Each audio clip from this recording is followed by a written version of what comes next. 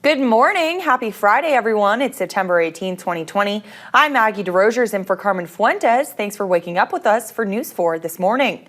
Dothan police have made an arrest in a shooting death that happened earlier this month. 50-year-old Christina Moore was shot and killed while sleeping in her Lena Street home during the overnight hours of September 6th. Thursday, police say they arrested and charged Philip Barkley Jr. with capital murder for her death. Barkley is also charged with shooting into an occupied dwelling and attempted murder. The latter charge is because there were others in the home at the time. Sources told us when the shooting happened that Moore was not the intended target. Enterprise police are asking for the public's help in identifying a person of interest. The person seen in these pictures checking out at a cash register is a suspect in a fraudulent use of a credit card investigation. If you have any information on this person's identity, you're asked to contact the Enterprise police. Sally officially became post-tropical on Thursday, but its remnants are still bringing rainy conditions to parts of the country. You're looking live at Ocean City, Maryland, where rain fell overnight and a coastal flood advisory continues through Saturday morning. What's left of the former hurricane is also bringing breezy conditions to parts of the central East Coast. The Florida Panhandle is dealing with flooding as well. One such place is the area where Bear Creek crosses Highway 231 in northern Bay County. With 15 to 20 inches of rainfall over the last 4 days, many rivers will continue to rise until Sally has completely left the area. North and Bear Creek roads are susceptible to flooding due to the route over the creek. According to local residents, the waters are starting to recede, but are still too high to travel through safely. This is the worst we've ever had up here in rain and flooding. Even through Michael, the rain's been a whole lot worse. South Bear Creek Road was flooded, but residents took their time going through the waters that flooded the road. While many school systems are heading back to class today, some are remaining closed due to flooding. They include Coffee County, Holmes County, and Washington County. The Chipley Library and Chipley City Hall are closed on this Friday. For all those closings and delays, click on the orange banner at the top of our website, WTVY.com. Still ahead, one of the companies developing a coronavirus vaccine announces when it will be ready.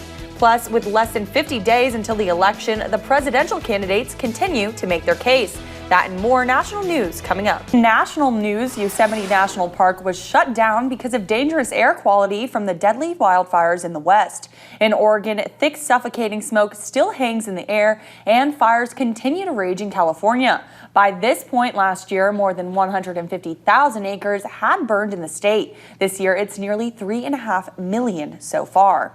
Moderna expects to know if its coronavirus vaccine works by November. That's according to the company's CEO, who appeared on CNBC Thursday morning.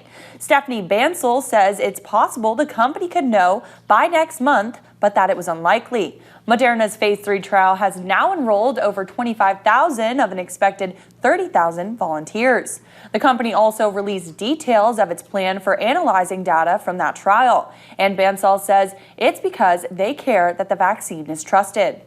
And if the Moderna vaccine were to get a good safety readout and a good efficacy readout and be approved by the agency, we care deeply that this vaccine is trusted by the public, by clinicians and nurses around the country, so it is used.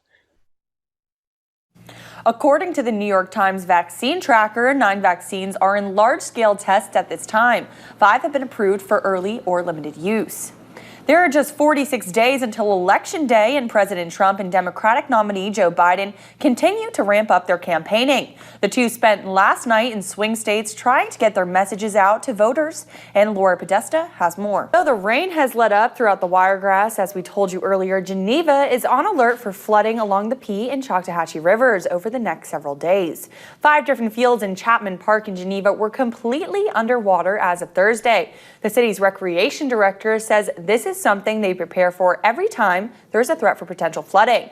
They have moved all of their equipment off park grounds and team checks in every few hours on the water levels. Although this is something that doesn't shock them, the threat for water rising isn't out of the question.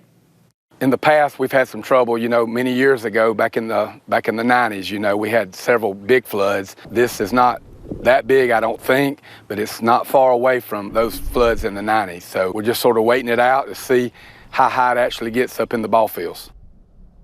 Parents and students should know that Geneva City and Geneva County schools will be open today. But if you live on a road that is closed or unsafe, they ask that you contact your school and you let them know.